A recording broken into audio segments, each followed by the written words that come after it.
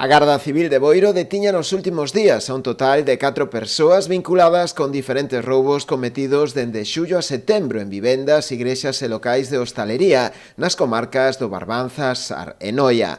Foi no marco da denominada Operación Aurum Domus. Ao parecer apropiábanse principalmente de xoias e diñeiro en efectivo, así como tamén de maquinaria e ferramentas eléctricas. Fontes do Instituto Armado acúsanos tamén de ser os autores de varios roubos en igrexas da zona, de onde subtraían efectos antigos de ouro e prata, sendo máis destacado o roubo da coroa da Virxe das Neves en Macenda, en Boiro, peza única que data do século XII. Os 4 detidos son veciños de Boiro, Lousame, Noia e Vilagarcía. Todos eles están acusados de alo menos un total de 14 roubos.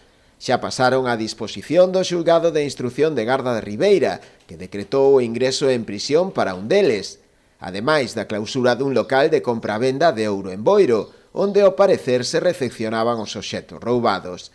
A Garda Civil mantén aberta a investigación, polo que non se descartan novas detencións. Boa parte dos obxectos roubados foron recuperados polos axentes e devoltos aos seus propietarios.